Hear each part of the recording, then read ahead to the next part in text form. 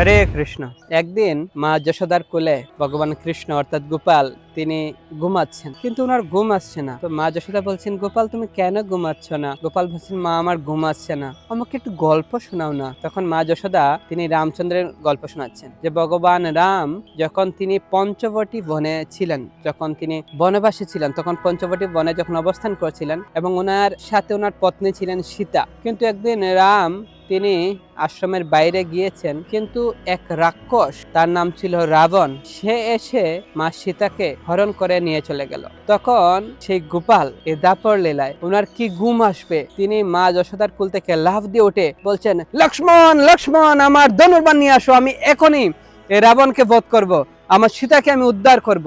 তখন মা যশোদা তিনি বলছেন, কি ব্যাপার, গোপালে এরকম রামচন্দ্রের পুরো লীলা সে অনুকরণ করছে। তো এটা হচ্ছে পরমেশ্বর ভগবান, তিনি যখনই ওনার সীতার যে অপহরণের কথা শুনেছেন, তখন তিনি দাপর যুগের লীলা থেকে তিনি ত্রেতা যুগের লীলায় তিনি চলে গিয়েছিলেন, সেটা স্মরণ করে। তো যে রাবণ, এই রাবণকে বলা হয় কামের যে স্বরূপ, শাস্ত্রে বলা আছে আমাদের যে কাম রয়েছে, কামের মুখ্য স্বরূপ হচ্ছে বা প্রকাশ হচ্ছে রাবণ। তাই ভগবান রামচন্দ্র যেভাবে ধনুর্বাণ দ্বারা এই রাবণকে হত্যা করেছিলেন, হত্যা করে সীতাকে উদ্ধার করেছিলেন, ঠিক সেইভাবে আমাদের প্রত্যেককে উচিত যে আমাদের যে কামরূপ রাবণ রয়েছে আমাদের প্রত্যেকের হৃদয়ে, এই কামরূপ রাবণকে আমাদের ভক্তির বাণ দ্বারা বধ করতে হবে। যদি আমরা এই কামকে যদি বধ না করি, তাহলে আমরা শুদ্ধ ভক্তি করতে পারবো না। কামিনীর কাম নহে তব ধাম, তাহার মালিক কেবল যাদব। এই কামের মালিক আমরা নই। কৃষ্ণ তিনি সমস্ত কিছু ভোগ করতে পারেন,